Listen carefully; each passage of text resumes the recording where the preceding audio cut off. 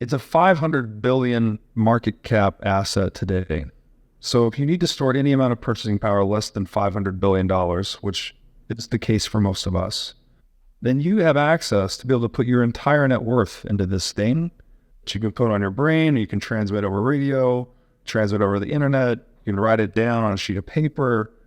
You have tremendous power to now move yourself and your wealth anywhere in the world outside of any legal framework whatsoever. So it's almost like this, that classic idea of power to the people. This is one of the ultimate implementations of giving power to the people.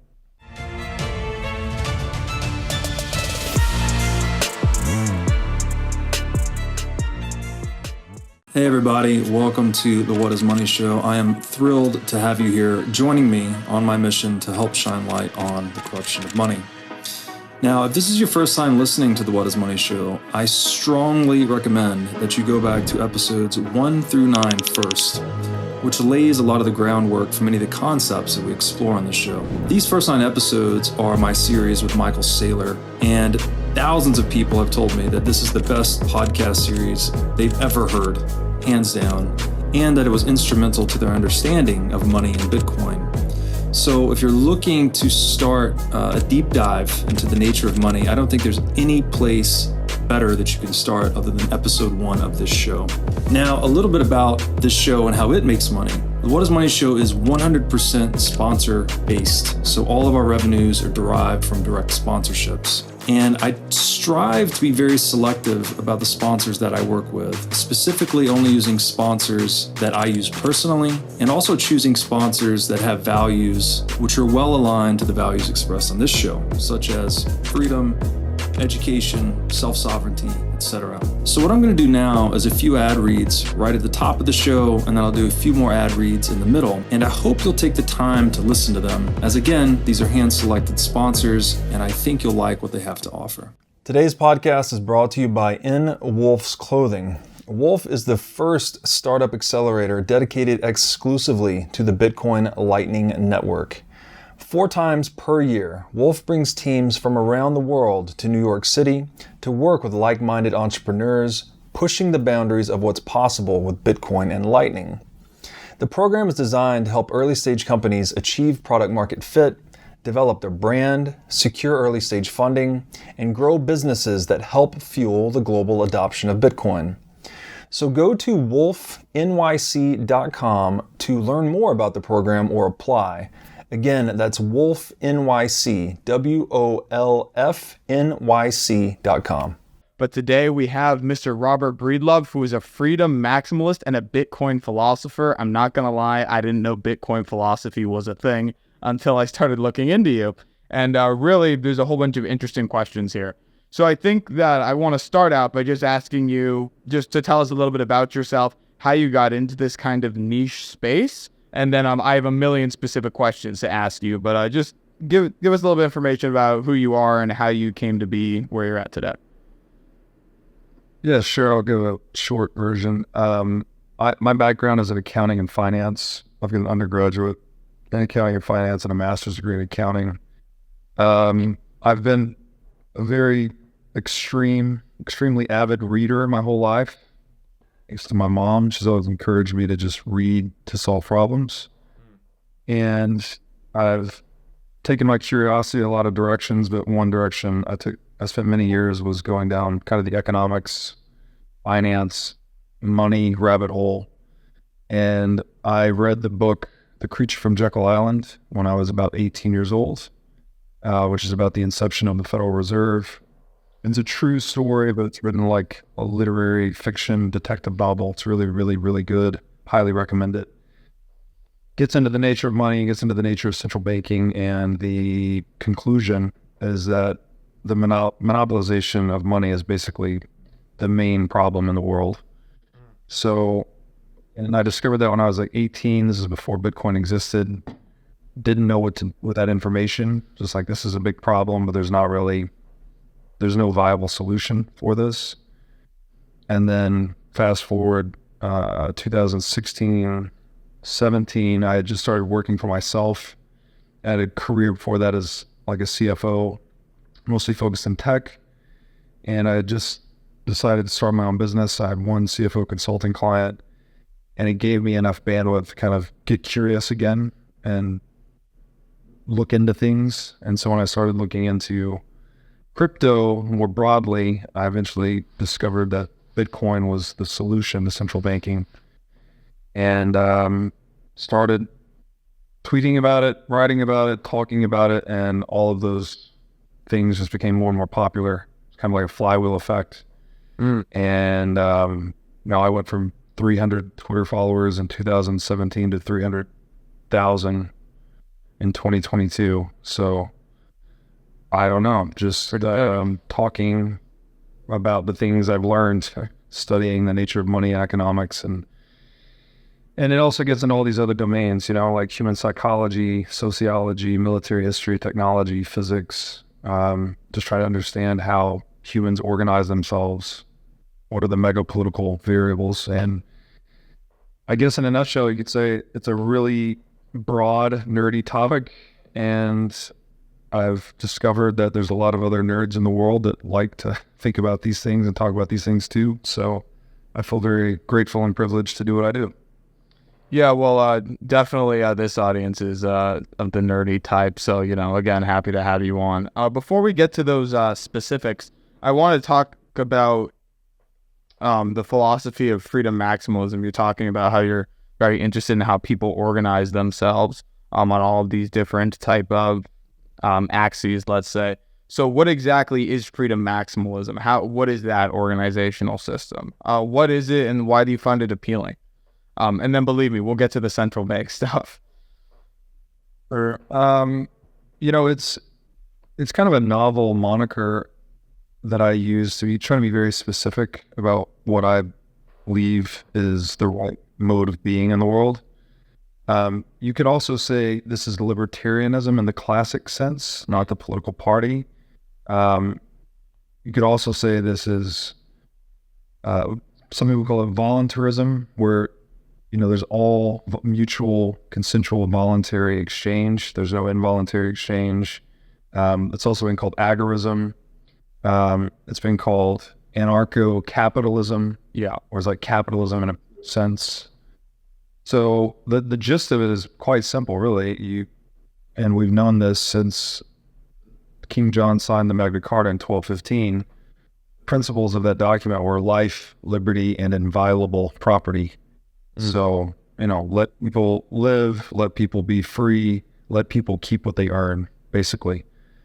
And leave people alone. Beyond that, just leave people alone. Government exists exclusively, in a philosophical sense, just to preserve life, liberty, and property. That's the reason we create government, this centralized monopoly on violence.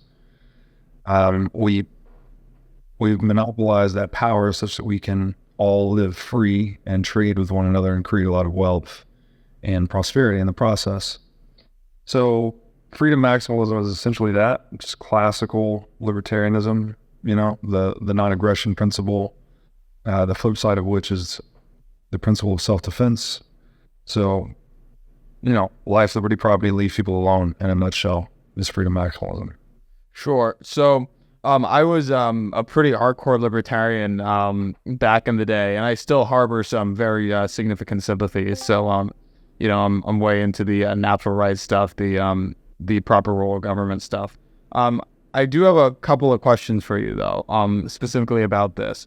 I read, well, first of all, a specific question that's kind of off topic, because if I don't ask it, I'm going to forget, is I read in one of your articles that the right to property essentially comes from mixing your right to life and your liberty and your labor with property, and all of a sudden it becomes yours because you're mixing your labor with it, and then all of a sudden you have a right to it.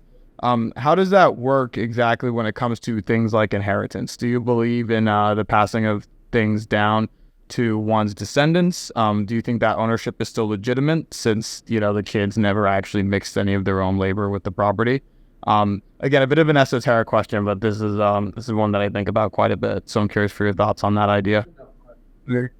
I can 100% think it's legitimate. It should not be infringed or taxed in any way, because the person who accumulated that wealth choosing to what to do with it, right? They're consensually giving it to another person who presumably is consensually accepting it. So yes, it's not just about how the wealth was created, but it's also how it's transferred. All right, if it's transferred consensually, mutually, then it's a valid transfer. Sure.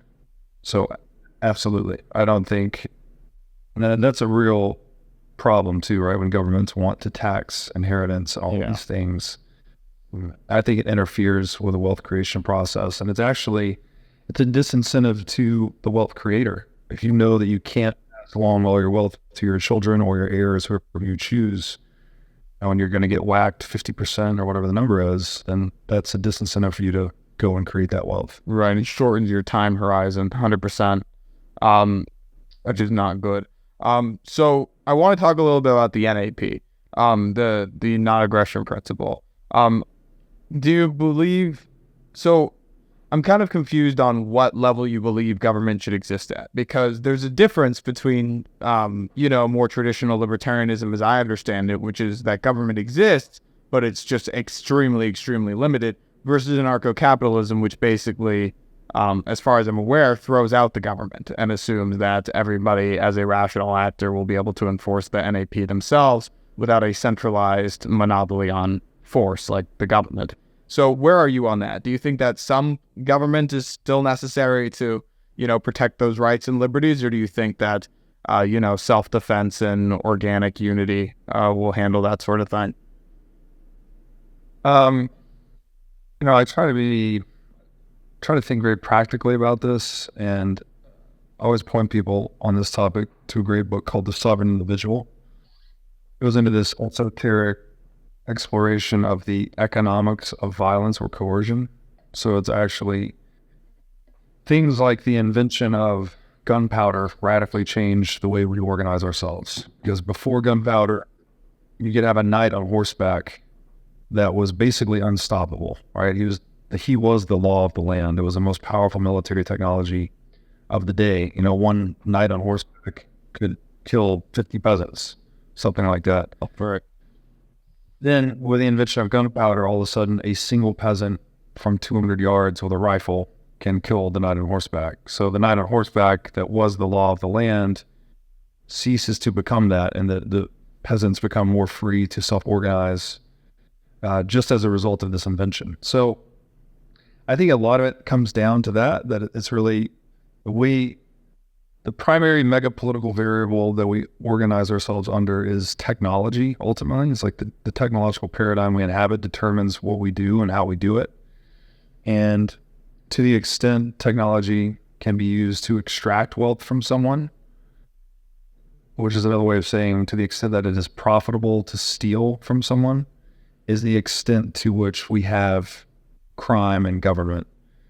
And the inverse is also true. So the harder and more expensive it is to steal, the less relevant crime and government become.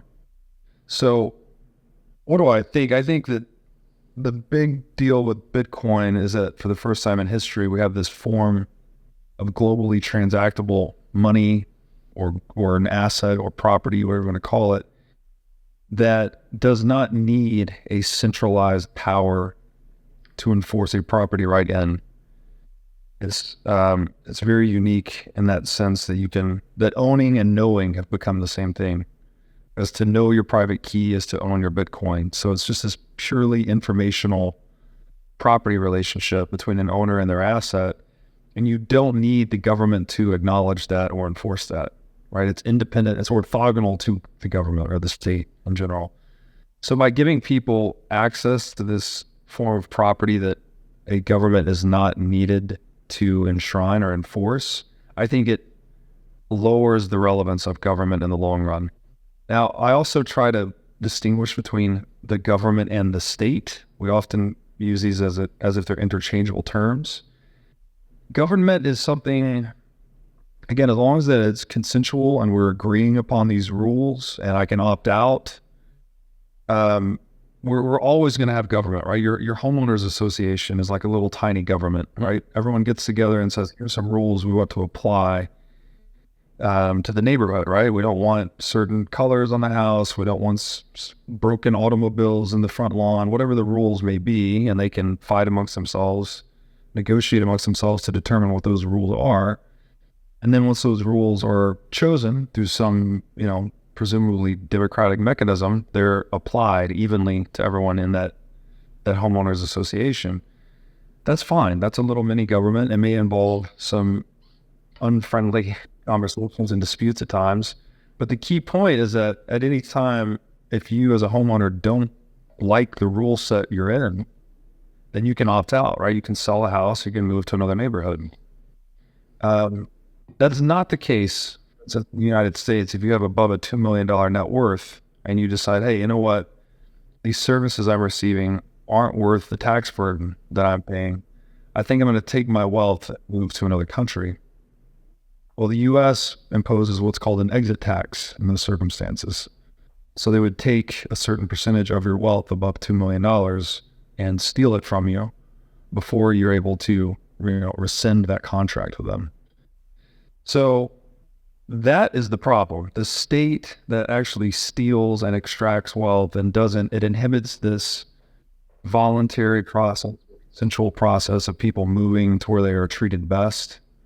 That is what we need to mitigate and eliminate ultimately, in my opinion. The less coercion we have, the less non-consensual exchange we have in the world, the more value we can create, the higher the standards of living we can create, the more human flourishing, the more prosperity, et cetera, et cetera. Another way to think about this whole thing is what we're doing in the world economy is trying to make best use of our time. And the classic division of labor. I'm better at making hats and you're better at making boots. We both benefit if I specialize in hats and you specialize in boots and we trade. That's like the very general principle that makes cooperation more profitable than attacking one another, essentially. If every human hour we spend stealing wealth rather than producing wealth it diseconomizes. It's not a good use of human time, right? It's a zero-sum game. If you steal my hats, no new hats have been created. You have spent time stealing from me. Aggregate goods did not go up. Actually, my incentive to produce hats went down because someone stole from me. Whereas if we had all of our hours engaged in production, we would actually create more goods per human hour, which is more prosperity, more human flourishing. Right. So what we're saying here is like the degree to which we can disincentivize or mitigate theft is the same degree to which we can increase or enhance human prosperity and flourishing. There is so much there that if I asked every question I wanted to, it would be the entire rest of the show. So I'm going to limit myself to just a couple things. Number one is I 100% agree about the exit tax. That feels horrific. Would you say that in a system where there is no exit tax, where there is no barrier to exit other than, just the practical realities of getting from point A to point B, would taxation within those opt-out systems also be considered stealing by you? Or would they not be because you can opt out very easily? Well, we got to be careful with our terminology here because that's what taxation actually means. It's something like tribute. If you've ever seen a mafia movie where they control a particular territory and they go around to every little merchant, every barber, coffee shop, bar, etc., and they charge them protection money. Yeah. All right, they say, give me X dollars and we won't hurt you, basically. That's essentially what taxation is. It's not consensual. Well, you can't really negotiate it because you're being faced with coercion. So when we talk about these exchanges with government being voluntary or consensual, like if there was a physical service provider that you could say yes or no to, that would no longer be taxation. That would be security fee, something like that. Okay. So it's not black or white, but in general, it's the power to say no that keeps producers honest. Right. And if you have no, you're dealing with a monopolist, that's when things get pretty bleak and prices go up, quality goes down, and human flourishing suffers. And if saying no requires you to move, that's still a perfectly voluntary, fine thing. Because when I talk to people who are, let's say, more economically controlling, they view, the cost of moving out of the country or the difficulty of doing X, Y, or Z to be so prohibitive that it's basically involuntary, even if you could leap without an exit tax. But for you, is that not the case? Well, I mean, there's some cost to everything, right? So if you're going to move anywhere, of course there's a cost, but it's by definition less of a cost than the person that has to move and pay the exit tax. Right. So, the move cost wouldn't be non-consensual per se. It would be like, hey, I don't like living in this country anymore, so I'm going to move to another country. That's on me. I'm consensually choosing to uproot my life, my things, and move it to another place. Now, it may be due to coercion that I faced in another country, but you're not going to make that situation better by adding the additional coercion of an exit tax on top of the moving cost. Right. So I want to go back to that mafia protection money comparison for a second.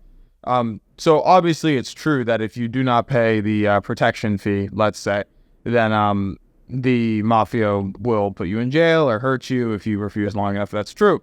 But you're not just paying for protection against them. Theoretically, you're also paying for protection against each other. Now I realize each other, and then also, which I think might be the more hardy challenge, is protection against other nations who also might be, let's say, less freedom maximalist minded. So how does that factor? How does the government's role in protecting your rights from each other, but more importantly, protecting you from outside countries and actors, does that offer any more legitimacy to the idea of taxation? Or do you think that that's also not something we really need the state for or government for, whichever is more specific? I don't think there's any moral justification for uninitiated coercion, which is what taxation is, right? You go out into the world, you create something of value, you create some economic surplus, your business activities, right? Build a business, plant a farm, whatever it may be. You're creating more goods and services per unit of human time. And then there's an organization that says, great, thank you for doing that. Give me 25%. That you did not initiate that coercion. You did not, it's not like you coerced government or attacked the government or did anything to anyone to initiate reciprocal coercion. You just engaged in consensual voluntary exchange, and then you were stolen from. So again, it comes back to this terminological thing. When you talk about taxation, it's the lack of consent that is key. And we all understand this intuitively. What's the difference between a job and slavery? Consent, right? What's the difference between a transaction and theft? It's consent, right? You sign your bill at the end of a restaurant, you're consenting. Yes, please take my money for that food I just ate. Now, if someone took your credit card and ran card at that same restaurant and you did not consent to that, that would be theft. What's the difference between sex and rape? Consent. It's a very simple principle, but it's almost invisible in many ways in the modern world because taxes are extracted at source, right? You get your paycheck, the taxes are money's already gone, so to speak. Right. Yeah. And these things are normalized, but if you study the history of them, they're not normal, right? The income tax didn't come into place until after the inception of the Federal Reserve. It was said to be a temporary measure, just like all these government measures are said to be. Friedman, I think, there's nothing more permanent than a temporary government solution. Yep. And so they accrue over time, right? You get into this situation where now we have a 25 to 40% effective tax rate on a U.S. citizen is normalized, whereas we started a fucking revolution over a 3% tax on tea when we had the Boston Tea Party, right? It was 3 or 4% tax. Yeah, it was 3 to 4% tax and a lack of representation in setting that tax. Yeah. Sure. But, taxation without representation, So the point of government is to enshrine life, liberty, property. Is doing anything beyond those, and that is taxation without representation. And so I don't want to be, libertarians are often accused of being utopic or delusional, like you're never going to have a world that works like that. But I truly believe it comes down to the technology we're using. Like the fact that gold is physical, like confiscatable, is what led to us having a central bank in the first place. We needed to put all the gold in one place, not only it being confiscatable, but also portable. Gold not being portable is the reason we abstracted into a paper currency to make it more useful. But what you end up doing is you concentrate all that money and power into one institution, and then inevitably, as Lord Acton said, power corrupts and absolute power corrupts absolutely. So that institution becomes very corrupt. And I think if we have a new technological paradigm, which we do in Bitcoin, this sound money that's immaterial, dematerialized, you don't need to centralize the custody of it to make it globally transactable, then all the institutional realities we build on top of it look a lot different. We don't need a central bank anymore. We don't need monopoly on money. I shouldn't say we don't need. We never needed a monopoly on money or fiat currency, but the opportunity was there. Someone was able to seize this opportunity because all the power was centralized in one place. And in a Bitcoin world, I don't think there are enough material incentives to centralize its custody. So you won't see that play out the same way. Now I'd like to tell you about our sponsor, iCoin Technology. iCoin has just released a sleek new hardware wallet. Looks like a mini iPhone, a little touch screen and camera on it. The device has no Wi-Fi, no cellular connection, no GPS. It's a strictly physically cold hardware wallet. Like I said, it's got a high-res 3-inch touch screen. It's got a camera for air gapping the wallet. It's got optional Bluetooth compatibility. And it's really a brand new UI, UX experience for a hardware wallet, making it very accessible, easy to use, not intimidating. And as we always talk about on this show, the only way you can truly own your Bitcoin is by having it in self-custody. So you need a device like iCoin Wallet to truly own your Bitcoin. Go to iCointechnology.com today and use promo code Bitcoin23 for 30% off of this new sleek hardware wallet. I'm going to ask you one more question on the governmental consent thing, and then we're going to dive into the Fed and into the Bitcoin stuff. So it sounds like, to me, and you correct me if I'm wrong, that if, let's say, once you reach a certain age of maturity and you were offered a consensual choice, like let's make the social contract real, like you actually get to sign a contract or you get to say no, and you can opt out and you can leave.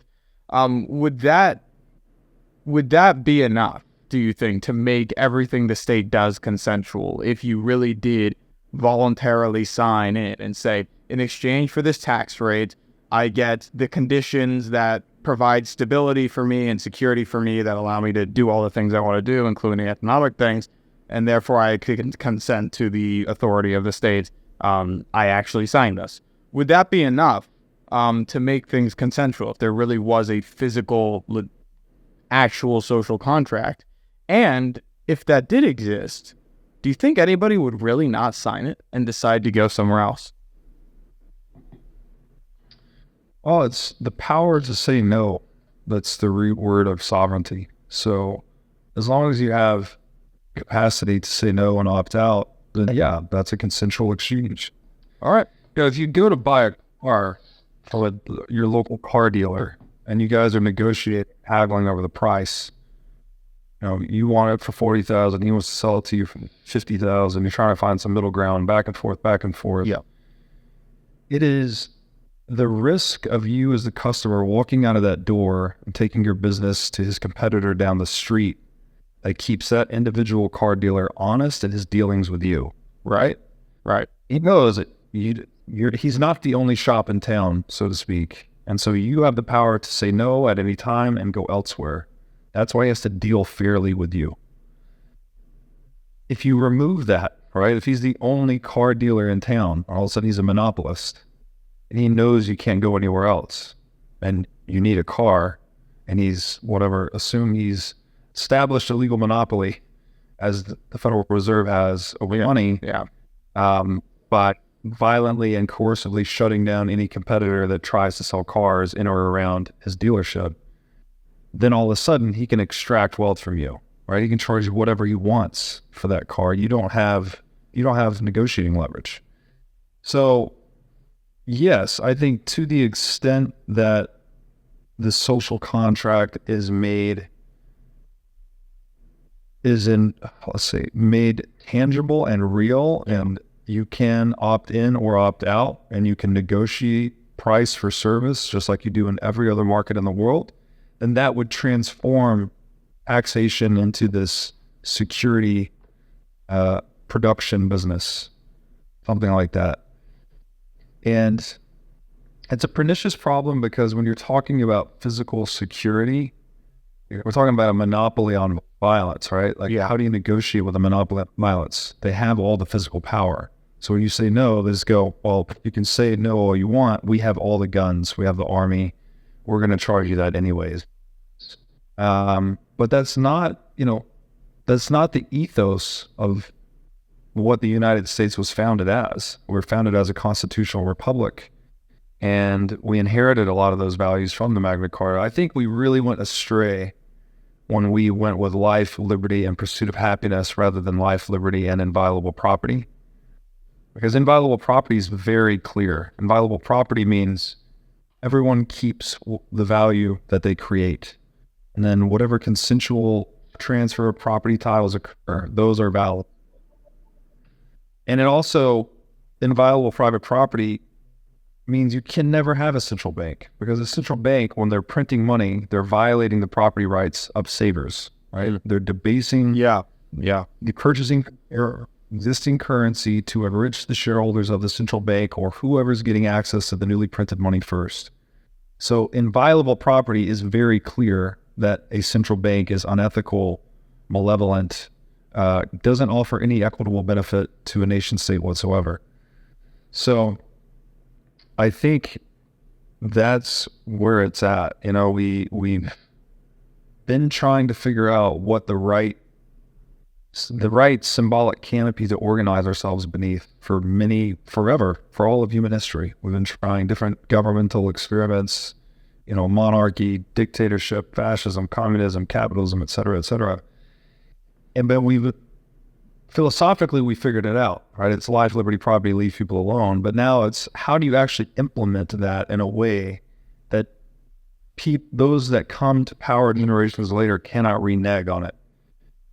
I think, Bitcoin, huge contributor to that end. Because again, with gold, you had to centralize the custody of it, which this corrupts, which leads to the central bank, which leads to the systematic violation of private property through the inflation of currency supplies. But in a Bitcoin world, you would never need to centralize the custody in the first place. So you would have recourse to a form of property that no one can violate. It's very expensive to violate, let's say. And so if incentives are what is driving human action, then Bitcoin is a huge boon to peaceful, prosperous human interaction. Right. And I think that, I definitely think that Bitcoin does achieve that goal. Although in my mind, which again, I don't know a ton about this, that's why I'm talking to you, is it raises a few problems. So I think there's a Tom Sowell quote about how the Fed was established to do two things: prevent recessions and depressions and limit inflation, and it's done neither. But one of the things that it has, kind of done, or let's say theoretically a central bank could do, is keep the value of a currency stable. And this is the thing that pops into my mind about Bitcoin, is that why is Bitcoin different than the Dutch tulips? I understand Bitcoin and stocks are not the same thing. However, if its value is based just kind of on the ebbing and flowing collective will of the people, isn't that also a pretty significant danger to people's savings? If there's basically no guardrails around the value that Bitcoin can rise to and fall to, or at least that's my understanding of what Bitcoin is like. So I'm curious. So if my understanding is wrong, correct me. But I'm curious for your thoughts on that. Yeah, so the central bank does not control the value of currency in any way, shape, form, or fashion. So when you say that, you make that statement, they can put up guardrails and control the value. What specifically do you mean? Because it's not actually possible to control the value of any. Well, they can control what it's backed by. It's backed by the full faith and credit of the United States. And I suppose that is also fluctuatable, but it's more difficult to fluctuate. I mean, back in the day, it was backed by gold, and at least that's like a set amount of stuff that it's backed by. I would advocate for a return to the gold standard.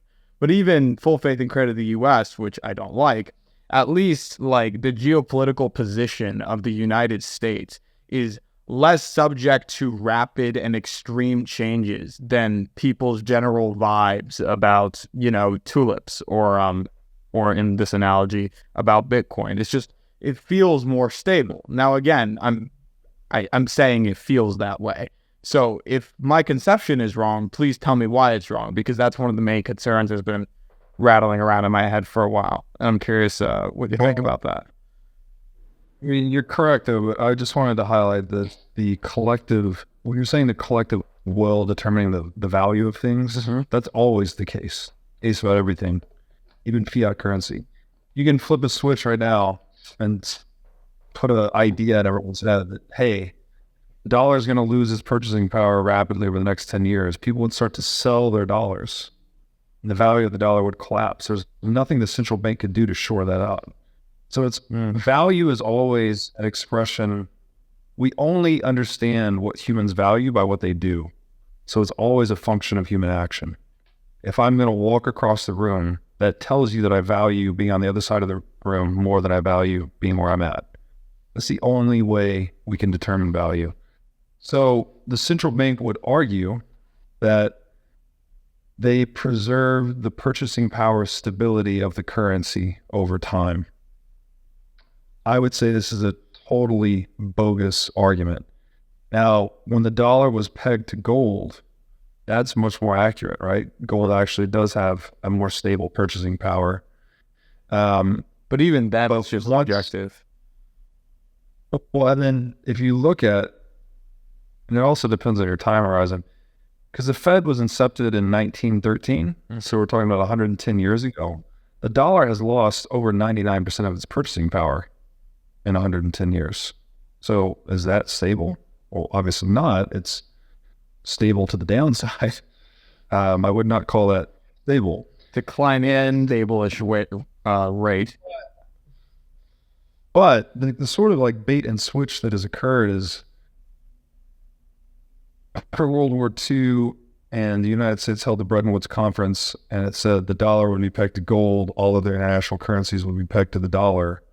That was how we baked in this, what the French called the exorbitant privilege, that we could just print new dollars, export them, print dollars that require us no work to produce, send them to other countries in the world in exchange for goods and services that require work to produce. So it gave us this asymmetric advantage and a means to acquire wealth. And other countries agreed to this only under the conditions that those dollars were then available for gold. So if the United States too many dollars, France or whoever could call the bluff of the U.S. and say, you know what, I think you've printed too many of these. I don't want the dollars anymore. I'll take gold. I'll take the thing nobody can print or counterfeit, which is the gold itself. Right.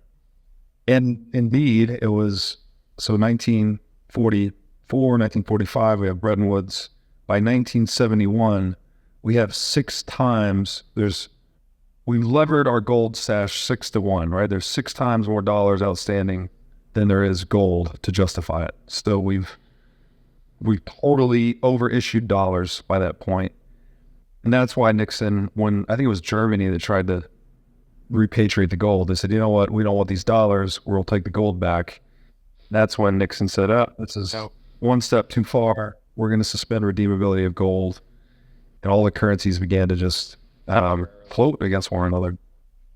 So that is, again, it was the dollar kind of inheriting the confidence, people's confidence in gold. The dollar inherited that. And then people, because we can be duped, like we get used to just dealing with this paper instrument, especially after a few decades go by, and you just forget. You don't understand that, oh, this thing used to be redeemable for gold, or why that mattered.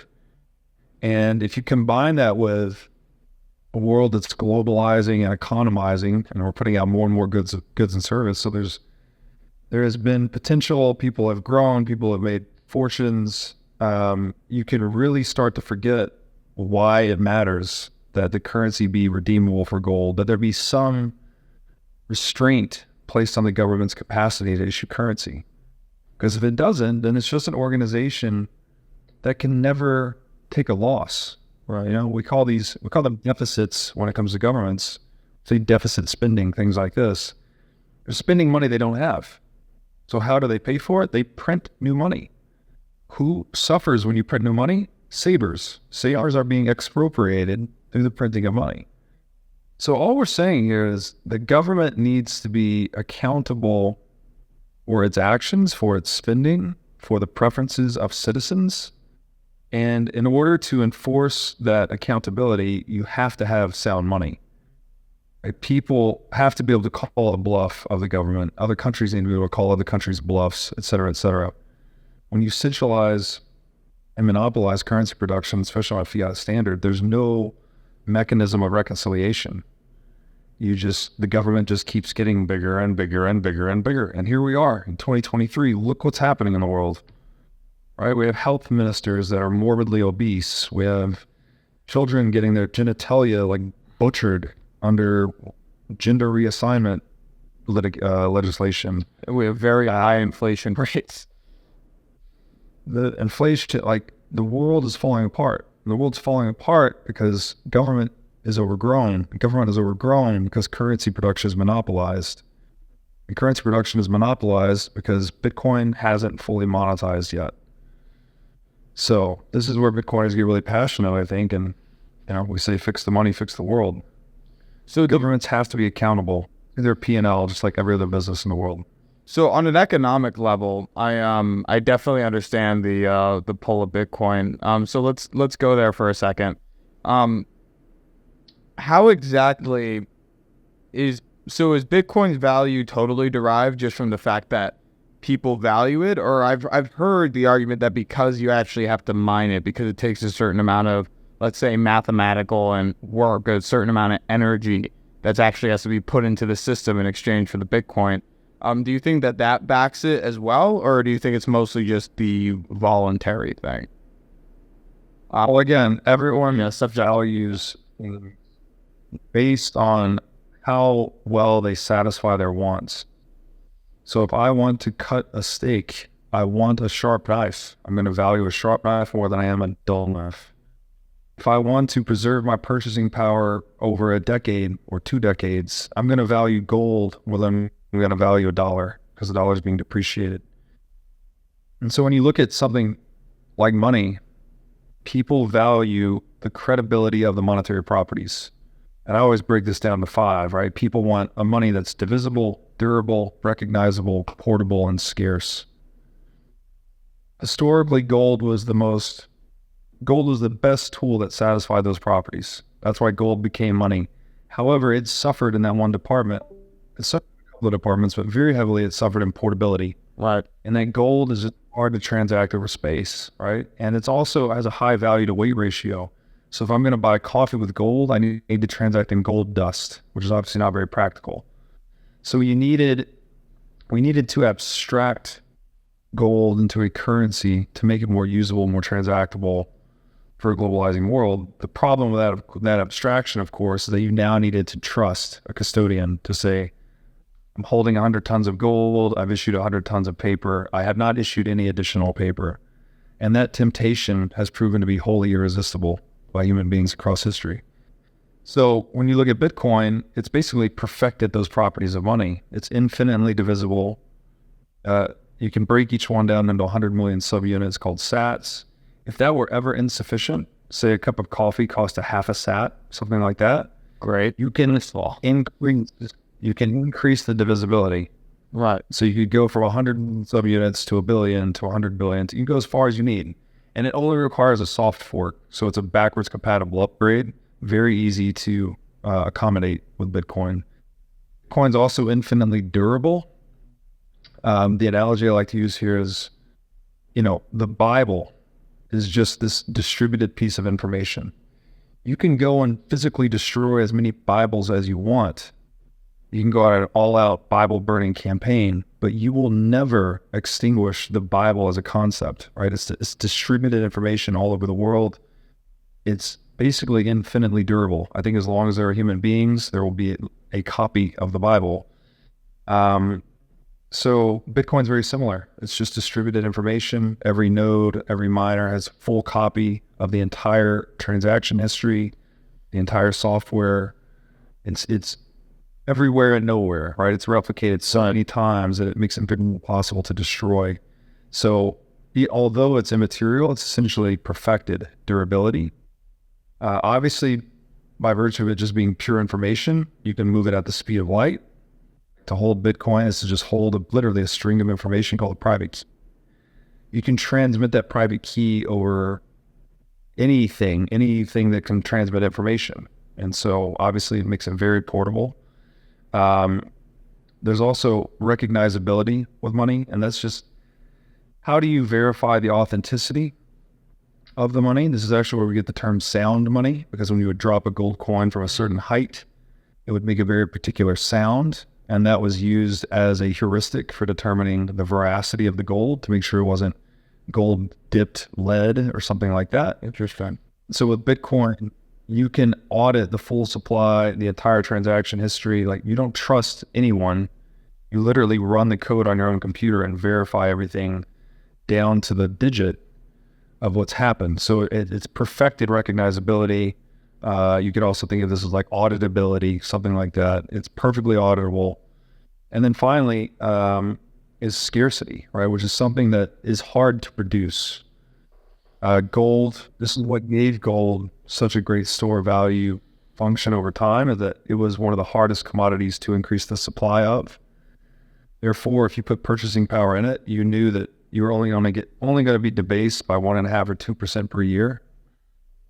So that's why it was the chosen medium for preserving purchasing power over time, because it had a very rigid supply, an inflexible supply, hard to counterfeit, impossible to counterfeit, hard to increase the supply of. And what is Bitcoin? Well, Bitcoin has perfected that. It is the first fixed supply, first and only, I would argue, fixed supply asset that humanity will ever have. So it's perfected this monetary property of scarcity and allows individuals to hold a guaranteed fraction of the total money supply for all time. You can't say that about any other asset. I hold 1,000 Bitcoin. I know perfect certainty that I have 1,000 out of a possible 21 million. And that will never change. That is the fully diluted holdings of that asset. You can't even say that about gold. We don't know if we're going to compromise the supply of gold by mining the ocean floor, mining an asteroid, maybe learning to create artificial gold more cheaply in a lab. We can already create artificial gold in the lab, but we can't do it economically, let's say cost effectively enough to compromise the supply integrity of gold. But that's not to say it's not a possibility in the future. All right. So we're left, what do people value in money? Is like they value the properties of money. And Bitcoin, for the same reason that same reasons gold emerged as money, because it best satisfied those properties, I think is the same set of reasons that Bitcoin ultimately outcompetes gold and absorbs all the monetary premium worldwide. So it sounds like Bitcoin has unbelievable advantages over every other alternative. So the question that is in my paranoid brain is, what's the downside? I tend to be very skeptical. I get another Tom Sowell quote: is there are no solutions, only trade-offs. So what are there any particular downsides to Bitcoin?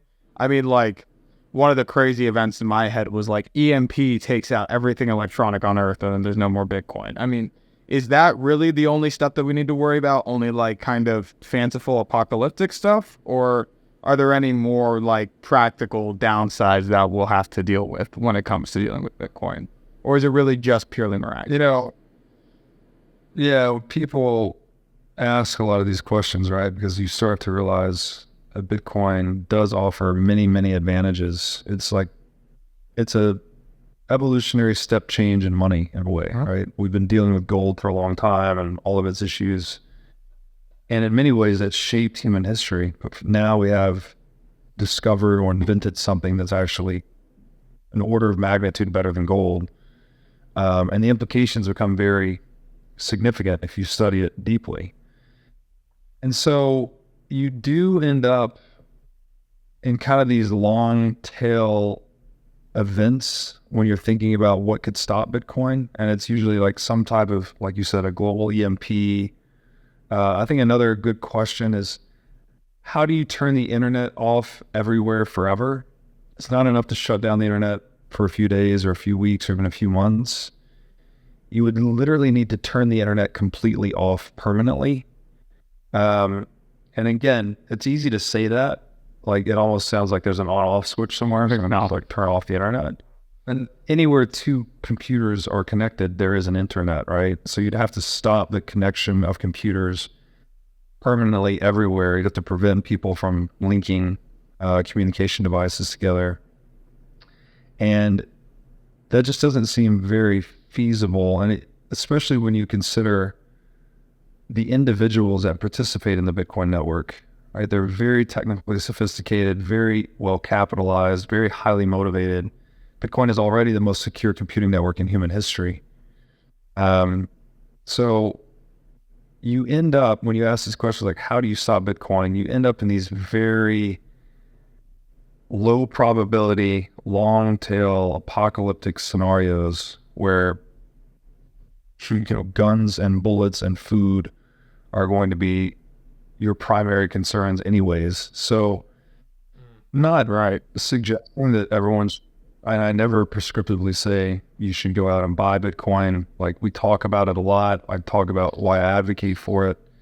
But ultimately, I think people should just study Bitcoin, study gold, study the nature of money itself, and determine for them what's right. If you're a very scared person and you like the comfort of living inside the state and you don't want any risk and you don't want to rock the boat and you just want to like go to work and get taxed and not ask any questions, then maybe the dollar standard's great for you. Maybe you don't mind that. If you're a little more skeptical of government, a little bit more studious of history, then maybe distrustful of technology, you're an older guy, you're not, let's say you're a boomer or older, maybe some gold in a safe or gold buried in the backyard is right for you. If you're, I'm an old millennial, 37 years old. I'm comfortable with technology. I've studied the history of money. I've studied Bitcoin very closely for the past 6 years. I have a high degree of confidence in its persistence. The network has had basically perfect uptime for the past 14 years. As I said earlier, it's the most secure computing network in the history of the world. That's something that's, for me as a young man, that studied it, I feel good making a bet on that. Well, so not any single answer, right?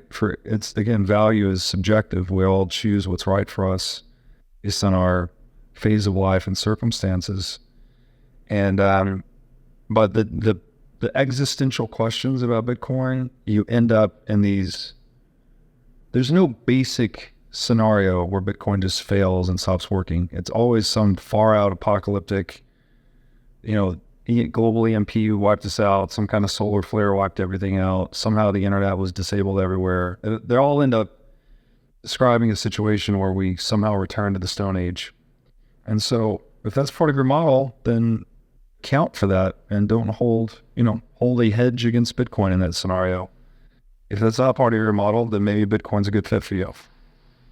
Well, you're certainly making a compelling case to diversify at least a little bit. Now I'd like to tell you about our sponsor, Wasabi Wallet. With Wasabi Wallet, you can receive, send, and store Bitcoin privately.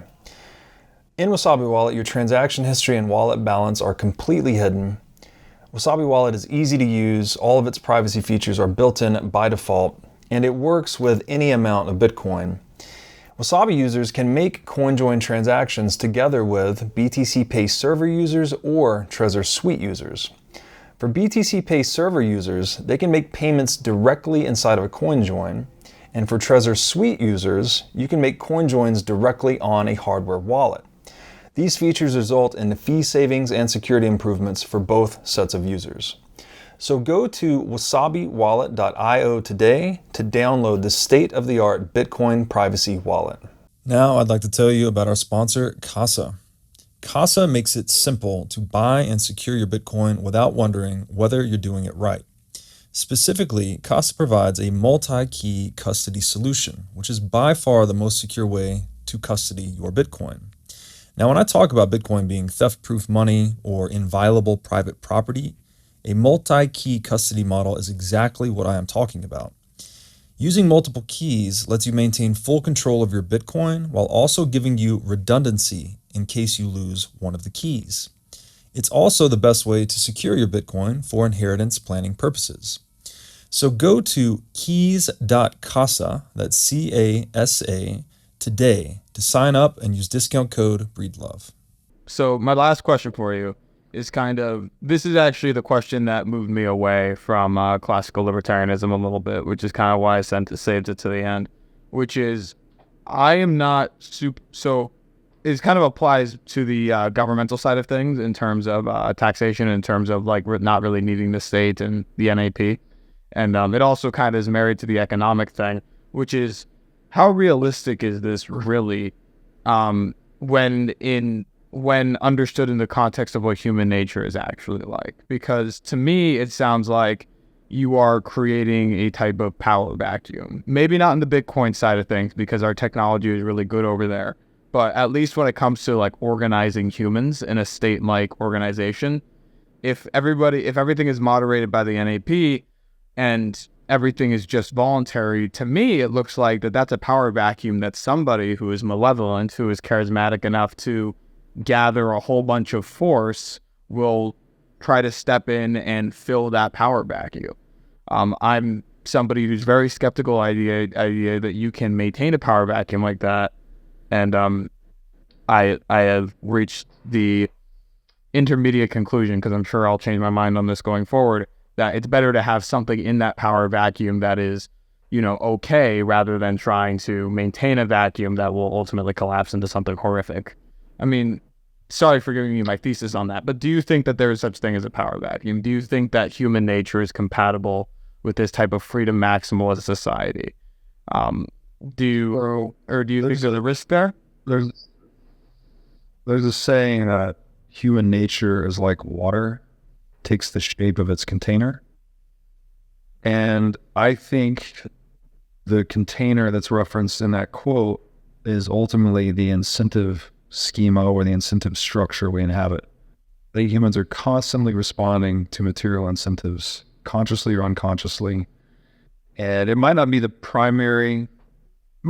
sole driver of human action, but I do think it is the primary driver of human action, is material incentives. So when you talk about a power vacuum emerging in a world where people are self-sovereign or self-governing, largely interacting with one another consensually, I think it all comes back to that aspect of material incentives. And it's like, okay, maybe that does create when we say power vacuum, right? A lack of a centralized power is an opportunity for someone to establish a centralized power, go out and coerce people for profit. The operative question becomes, how profitable is coercion, though? And so if people have access to Bitcoin and you're not treating me well in a certain place, and I can move my wealth into Bitcoin, I can put my private keys in my brain, I can cross a border with $1 million between my ears, right? I have recourse to a form of wealth that's virtually unseizable if I custody it properly. And doesn't that make the entire enterprise of coercion more difficult and therefore less profitable? It would make it harder. So it's back to this original point that it's the economics of violence and coercion. Again, the book, Sovereign Individual, I highly encourage people to read it, that largely determine what shape society takes. And it's been these little inventions over time that have changed it. I mentioned the knight on horseback earlier. Well, guess what? There was no knight on horseback before the invention of the stirrup. Knight was on foot, and he wasn't a very powerful foot because he didn't have a lot of mobility. Once we invented the stirrup, though, all of a sudden the knight can be on a horseback, and he was the law of the land. Until, of course, gunpowder was invented, right? Then it was very easy to kill a knight from far away. Very cheap and efficient to do that. Sounds like it changed again. Sorry, sorry. There's a lag. That's my fault. All right. And then with Bitcoin, you just have a form of wealth that is the most cost-effective form of wealth to defend ever. Right. All right. You can put literally an unlimited amount of purchasing power. I shouldn't say unlimited. It's a 500 billion market cap asset today. So if you need to store any amount of purchasing power less than $500 billion, which is the case for most of us, then you have access to be able to put your entire net worth into this thing that you can put on your brain. You can transmit over radio, transmit over the internet. You can write it down on a sheet of paper. You have tremendous power to now move yourself and your wealth anywhere in the world outside of any legal framework whatsoever. So it's almost like this, that classic idea of power to the people. This is one of the ultimate implications of giving power to the people. So you said earlier, this is an absolute last question, fix money, fix the world. I think that if we, fix the Fed, let's say fix is a nice way of putting it. If you, end the Fed, that one. I don't know how convinced I am, because a lot of our problems in our modern day, a lot of those immoral things that you referenced that are absolutely horrific, I think do come from an overreach of government. But again, some of it I feel comes from a lack of virtue. How exactly connect these dots for me of how, having a better currency, of having more material wealth translates to more virtue in society, because I'm not sure that that's true. So how's that work? I would highly encourage you to read a book written by Hoppe titled A Theory of Socialism and Capitalism. And it comes back to this. So I talk about this ad nauseum on the show. So sorry if you've heard it before, but this I would say it's the most important topic in all of human affairs, and that is private property. Just the ability to keep what you earned, right? It's a principle of justice. Did you make it, or did you consensually trade for it? Then it's yours. If you stole it, then it's not yours, right? The more integral we can make private property, the more you are incentivizing productive, cooperative human action. If I know that I can keep all the fruits of my labor, that I am incentivized as a producer to be as productive as possible. Now, the extent to which I do not keep the fruits of my labor, which is to say whatever my tax rate is, or whatever my risk of being robbed is, that lessens my incentive to be productive. If I know I only keep 80 cents on every dollar that I earn, which is actually pretty good, in the modern context, right? A 20% effective tax rate, then I'm disincentivized from being productive to the tune of 20%. Right. And not only that, the person that's taking from me, right? The tax collector, the tax authority, you are incentivizing people to engage in that practice or that enterprise. So you're incentivizing a non-productive, stealing, coercive activity. So not only are you disincentivizing, to the degree private property is violable, is the degree to which you are disincentivizing productive action. It's the same degree to which you are incentivizing non-productive political action. So the stronger we can make private property, like the more resistant to theft we can make it, the more we can encourage people to be productive, prosperous, long-term thinking, non-violent, et cetera, et cetera, et cetera. And that, I think, is key to the cultivation of virtue. I agree with want people that are and loving and caring and compassionate and appreciative of justice and truth-seeking, while bring them up under conditions that reflect that, right? We look at it in the opposite context where, let's say, no one believes in God and everyone's just up for the taking and there is no private property rights, and you spend a year planting the farm. Well, I'm just going to come in and fucking take the thing. So like, what's the point? Why would you ever even try to plant the farm or figure it out? Everyone's in the violence business, right? And we're reduced to pure barbarity. That's the opposite end of the extreme with no private property. So this is why Mises said, and this is Mises, right? Probably the smartest libertarian philosopher that ever lived. He said, if history can teach us one thing, it is that civilization, private property are inexorably bound together. Like they are the same thing. The stronger the property rights, and you can look at this empirically across history, anywhere you've had strong private property, the strong tradition of private property, people have become richer, more peaceful, more innovative. They've flourished. Cultural flourishing, artistic flourishing, all of these things. So it's my strong opinion that it is this principle of justice.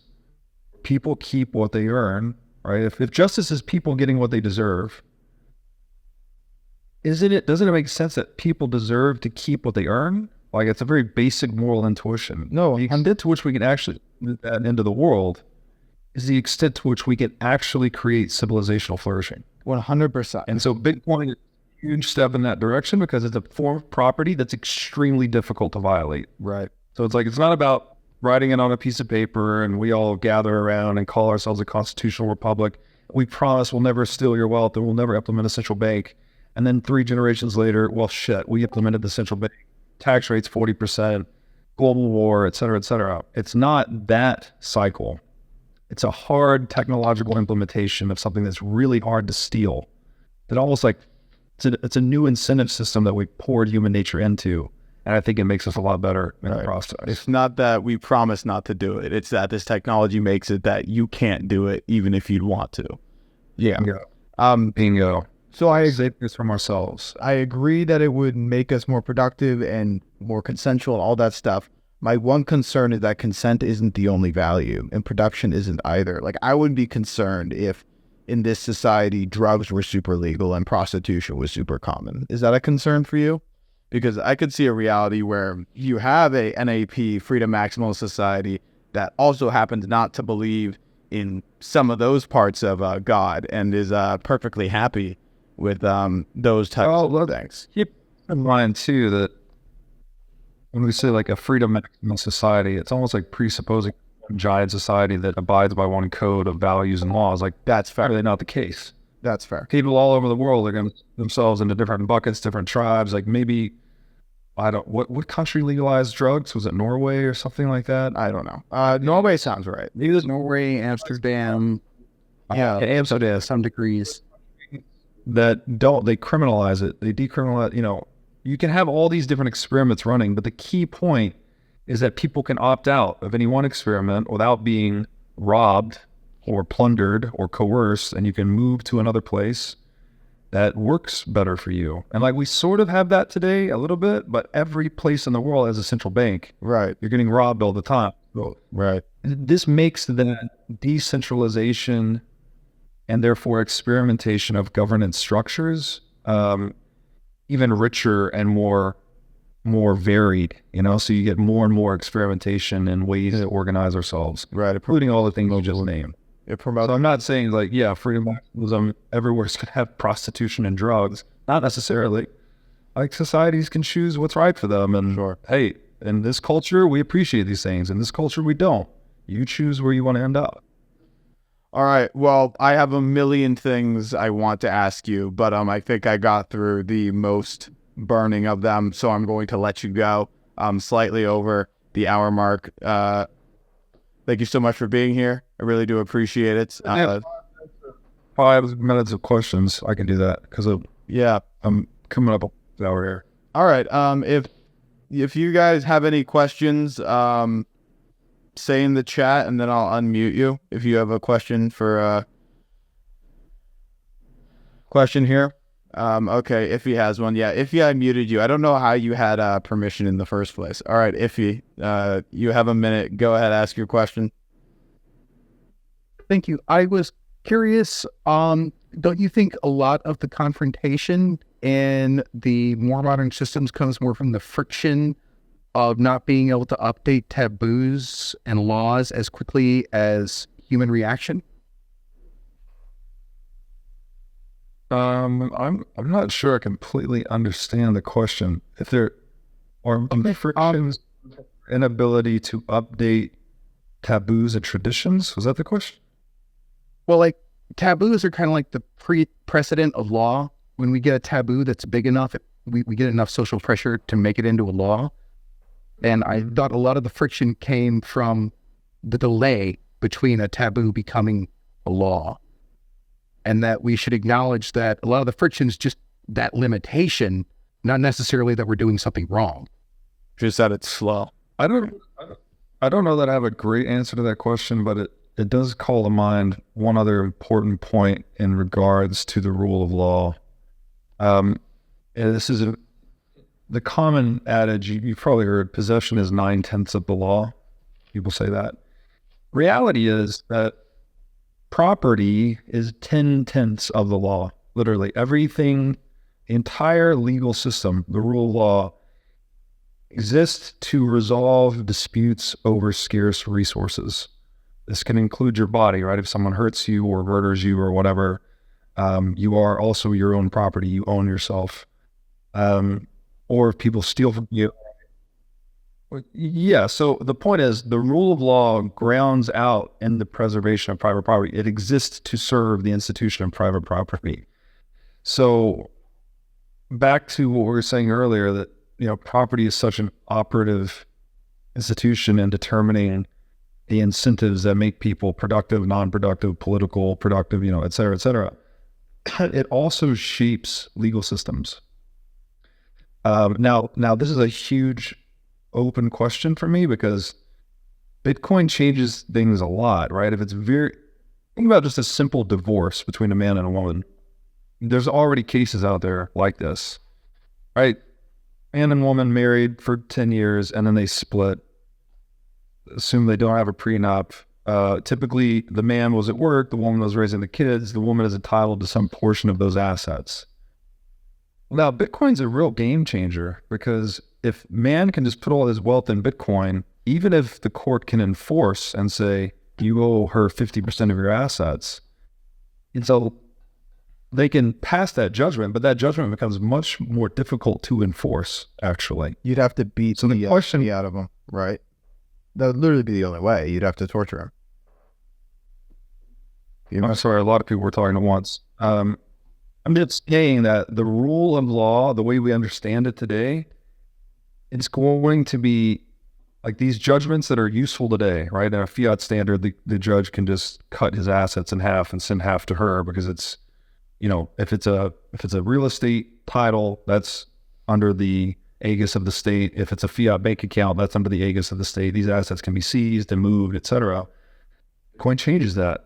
So what does that mean for marriage? Like, I don't know. People will probably renegotiate, right? So maybe when you get married and she agrees to have the kids and he agrees to go to work, maybe he puts some Bitcoin in her wallet every month or whatever it may be over time, such that if they ever do split, she has some, right? She doesn't need to have recourse to the state to try and coerce him to chop his assets in half.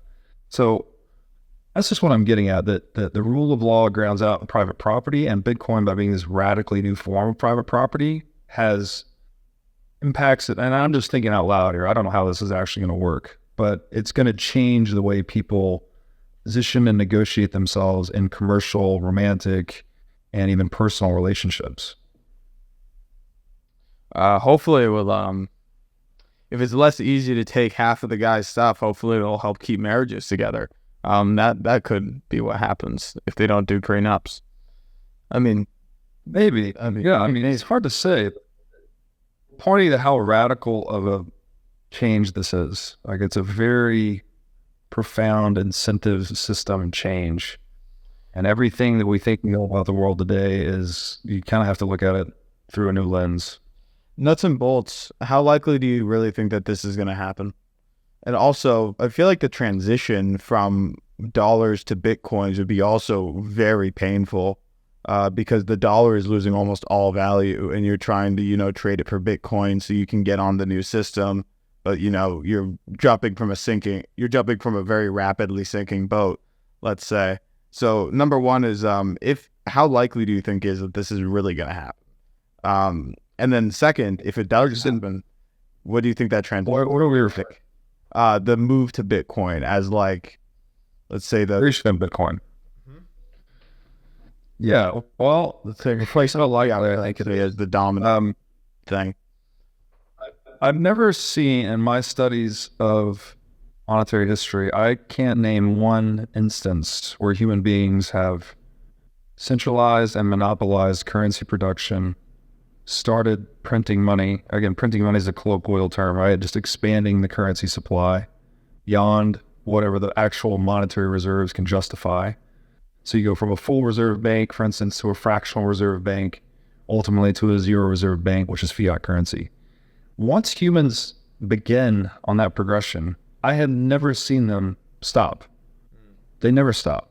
They print money until it's worthless, right? That's why every fiat currency, other than the ones that exist today, right? The best performing fiat currency that still exists today is the British pound. It's 320 years old. It sells 99.8% of its value in that time. That's the best one we've got, the best, longest lived fiat currency in the world. Once humans start printing money, they do not stop until the money breaks. So what do I see in the world today? I see central banks all over the world expanding currency supplies at unprecedented rates.